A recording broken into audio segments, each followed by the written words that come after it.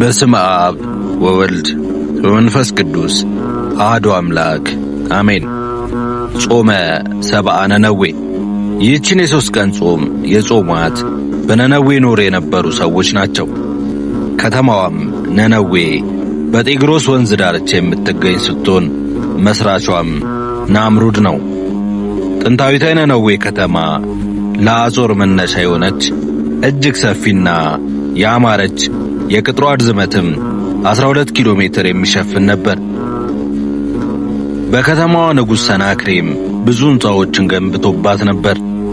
በዚያ ዘመን የነበሩ የነነዌ ሰዎች ኃጢአታቸው በዝቶ እግዚአብሔር ሊያጠፋቸው ሲል ቸርነትና ምሕረቱ የማያልቅበት እግዚአብሔር መክሮ ዘክሮ እንዲመልሳቸውና ንስሐ እንዲገቡ ነቢዩ ዮናስን ወደ ነነዌ ሕዝብ ላከው።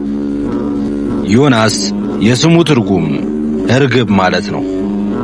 በዳግማዊ ኢዮርብዓም ዘመነ መንግሥት የነበረ ነቢይ ነው። ይህ ነቢይ መኖሪያው በገሊላ በጋትሔፌር ድንበር ከተማ ነበር። አባቱም አማቴ ይባላል።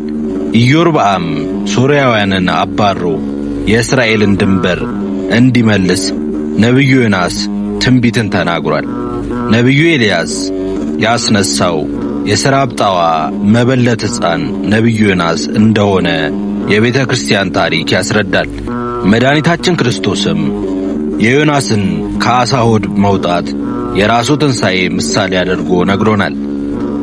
እግዚአብሔር ሄደህ በነነዌ ላይ ስበክ ባለው ጊዜ ነቢዩ ዮናስ አንተ መሐሪ ነህ፣ ልጠፋ ነው ብዬ ተናግሬ ብትምራቸው ሐሰተኛ ነቢይ ይባላለሁ ብሎ ላለመታዘዝ እስራኤልን ለቆ በመርከብ ወደ ተርሴስ ሸሸ። እግዚአብሔርም ታላቅ ነፋስን አስነስቶ መርከቧ በማዕበል እንድትመታ አደረገ።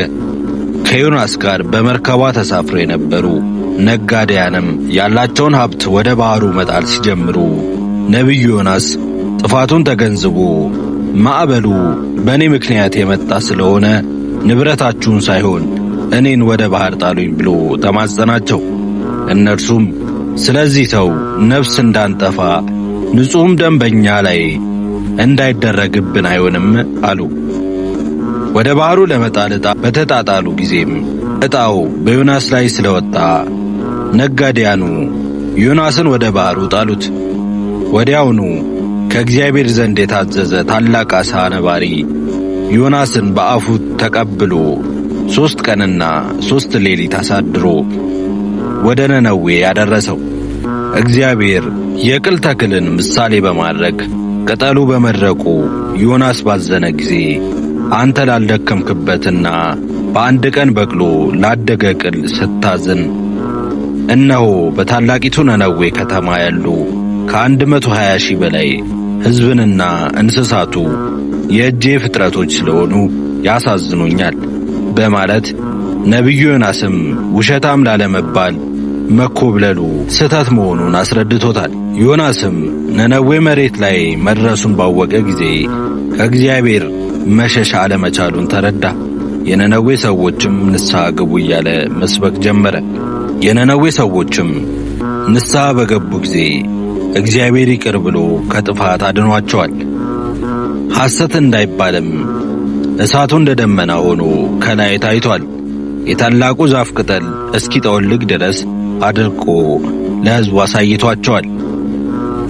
ንስሐቸው በከንቱ እንዳልቀረ አስረድቷቸዋል። ታኅሳስ 5 ቀን የሚነበበው የመጽሐፈ ስንክሳር ክፍል ወበልዓ አሃደ ሐምለ በማለት ንስሐ ያልገቡ አንድ አገር ያህል ሰዎች በእሳቱ እንደጠፉ ይነግረናል። ጾመ ነነዌ የ3 ቀን ሱባኤ ናት።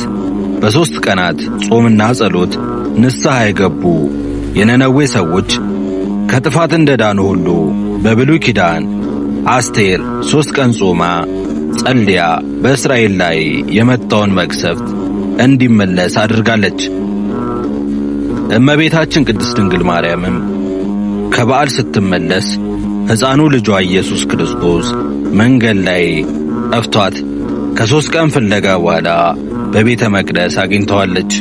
ጌታችን መድኃኒታችን ኢየሱስ ክርስቶስም ሄሮድስ ለሰጠው ምላሽ መልስ 3 ቀን የሱባኤ ፍጻሜ መሆኑን ገልጿል። ጾመ ነነዌ የእግዚአብሔር ቸርነትና መሐሪነት የምናስታውስበት ጾም ነው።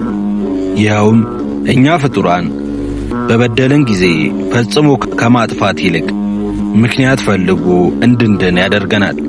ዮናስ ለስብከት ፈቃደኛ ባይሆን እንኳን እግዚአብሔር በተለየ ጥበቡ እንዲሄድ አድርጎታል። በእርግጥ እግዚአብሔር ሌላ የሚልከው ነቢይ አጥቶም አይደለም፣ እርሱንም ጭምር ሊያስተምረው ስለፈለገ እንጂ። የነነዌ ሰዎች የተነሳያን ምሳሌ ናቸው። ይህም ማለት ሰው ጥፋቱን አምኖ ንስሐ ከገባ እግዚአብሔር ይቅር ማለቱን አይተውም።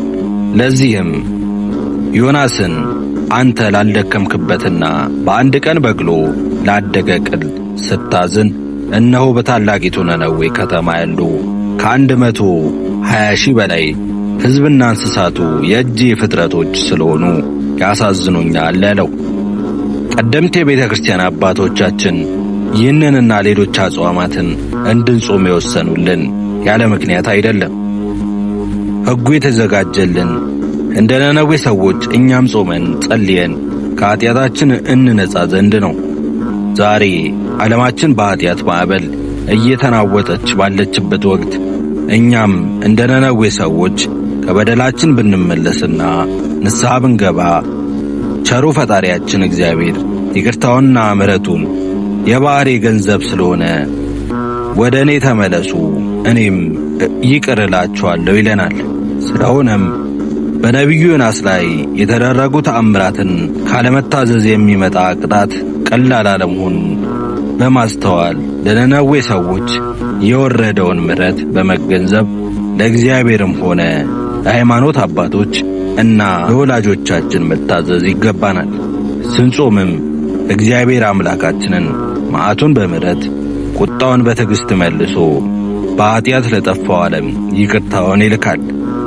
በመጾማችን ራሳችንን ከመዓት ከመቅሰፍት ከመዳናችን ባሻገር በእኛ በደል ምክንያት አገራችንን እጽዋቱና እንስሳቱም ሳይቀር ከድርቅና ከቸነፈር ይተርፋሉና።